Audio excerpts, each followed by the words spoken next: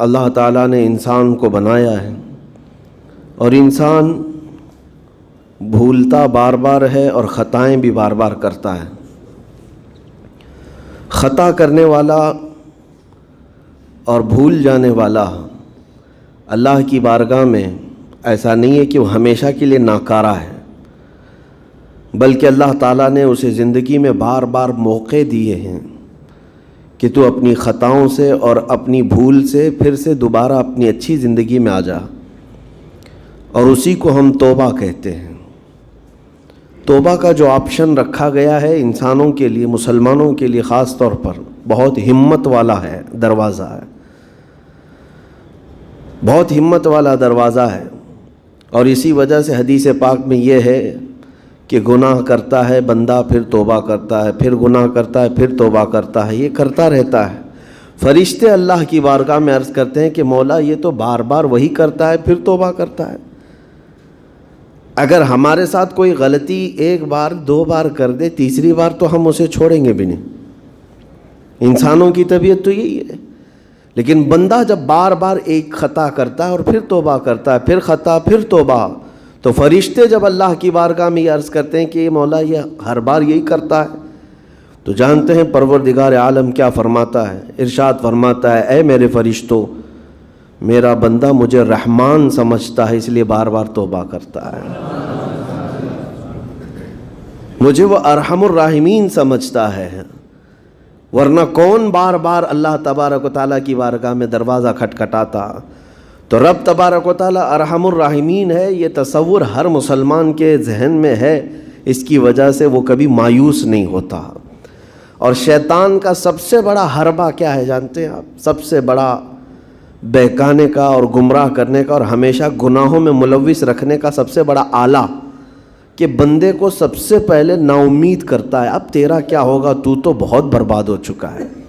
یہ جو خیال شیطان ڈالتا ہے دل میں، اس کے بعد پھر وہ بندہ جری ہو جاتا ہے، اب میرے توبہ سے بھی کچھ ہونے والا نہیں ہے، جو جس طرح زندگی چل رہی چلنے دو، ارے 50 سال ہو گئے اب تک میں یہی کرتا رہا، اب کیا سدھروں۔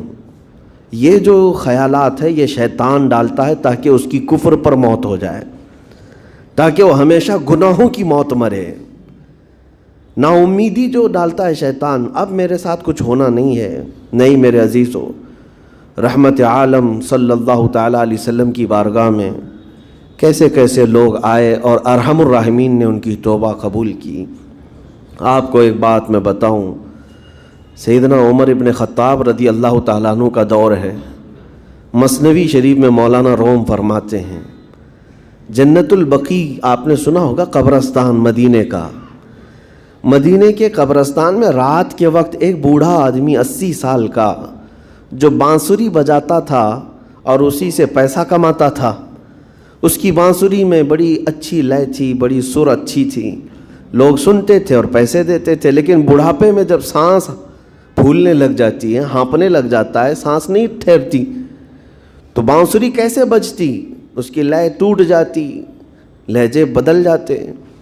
بوڑھا آدمی، اب اس کی بانسری سننے کو کوئی آتا نہیں تھا اور پیسے ملتے نہیں تھے، تھک ہار کر کے وہ آیا، رات کا وقت تھا، جنت البقیع قبرستان میں، 80 سال کی عمر کا ہو گیا ہے، اس نے بانسری توڑ دی، کہا زندگی بھر جس چیز سے میں کماتا تھا اب میری سانسوں نے جواب دے دیا، جسم پھولنے لگا ہے، سانس زیادہ آنے لگ گئی ہے، اب میرا کھانا پینا کیسا چلے گا؟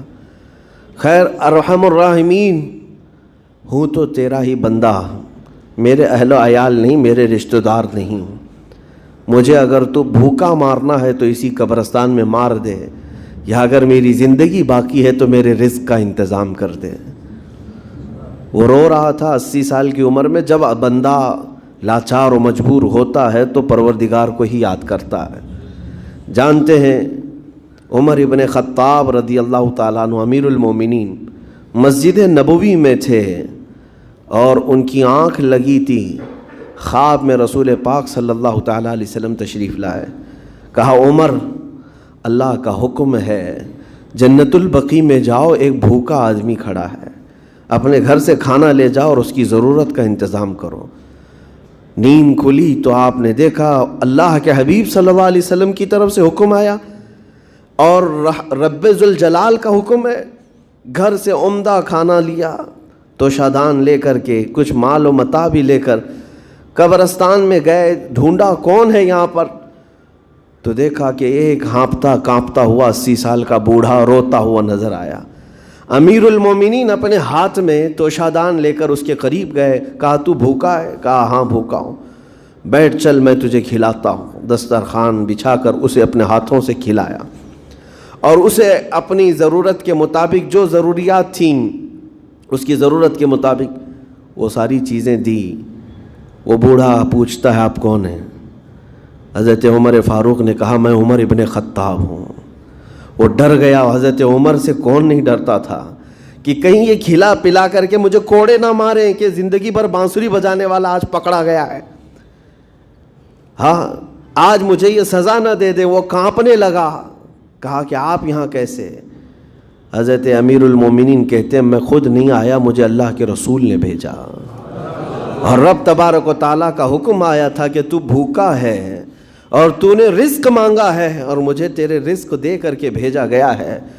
وہ چیخ مار کر کے گر پڑا زمین پر اور رونے لگا اپنے ہاتھ پھیلا کر. کہا سچ فرمایا مولا تو ارحم الراحمین ہے.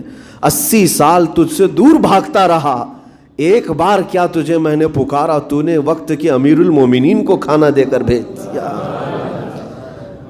اللہ رب العزت کی بارگاہ میں نا امیدی اور مایوسی جو شیطان لاتا ہے اس سے بندے بھٹک جاتے ہیں, بہک جاتے ہیں, انہیں توبہ کی توفیق بھی نہیں ملتی. اسی لیے میرا مولا فرماتا انا عند ظن عبدی بی. رب تعالیٰ فرماتا میرا بندہ میرے بارے میں جیسا گمان کرتا ہے میں اس کے ساتھ ویسا سلوک کرتا ہوں. تم کیا گمان کرتے ہو؟ وہ سخت پکڑ کرے گا, ابھی مار ڈالے گا. وہ غفار ہے, قہار ہے, جبار ہے, لیکن ساتھ میں وہ ستار بھی ہے, وہ رحمان بھی ہے, رحیم بھی ہے. اگر رب تبارک و تعالیٰ ہر چیز پر پکڑ کرتا تو ہمارا تو جینا ہی نہیں تھا. یہاں پر اتنے گناہ ہو چکے. اور وہ رب تعالیٰ فرماتا وسعت رحمتی کل شیء, میری رحمت نے ہر چیز کو گھیر رکھا ہے. اللہ رب العزت بندوں کو معاف کرنے کا اظہار زیادہ فرماتا ہے. اور جانتے ہیں آپ گناہ جب عام ہوتے ہیں, میں آپ کو اپنے گھر کی بات بتا دوں. میرے گھر میں آپ 4 دن کے مہمان بن کر کے آئے ہیں. کبھی میری کھڑکی توڑ رہے ہیں, کبھی دروازہ توڑ رہے ہیں, کبھی ہمارے گھر کے برتن پٹک رہے ہیں, کبھی فرشی اکھاڑ رہے ہیں. کب تک برداشت کروں گا؟ آپ کو نکال کر باہر کر دیں گے. مہمان نہیں, یہ بلا ہو گئی, یہ گھر سارا اجاڑ رہا ہے. ایک چیز پر چھوڑ دیا جائے, 2 چیز پر چھوڑ دیا جائے, یہ انسانوں کی فطرت ہے, انسانوں کی فطرت. لیکن رب کائنات اپنی کائنات میں ہم بندوں کو اتارا ہے, ہم نے کیا نہیں بگاڑا اس اپنے گناہوں سے اس کی زمین کو لال کر دیا. ہاں اس کی نافرمانی سے ہم نے اس کائنات کے رنگ کو بدل دیا. کھلے عام گناہ, ننگا پن, بے حیائی, عیاشی, سب کچھ ہوتا رہا. اس کی کائنات ہے, اس کی زمین ہے, اس کی سلطنت ہے. اور ان گناہوں کی وجہ سے جانتے ہیں آپ سمندر اللہ کی بارگاہ میں عرض کرتا ہے کہ مولا تو مجھے اجازت دے دے, میں ایسی طغیانی لاؤں گا کہ یہ سب ہلاک ہو جائیں گے. ہوائیں اللہ سے اجازت مانگتی ہیں تو مجھے شدت دے دے, میں اتنا تیز اڑاؤں گی کہ ان کے پرخچے اڑ جائیں. لیکن جانتے ہو اللہ کی طرف سے جواب کیا آتا ہے؟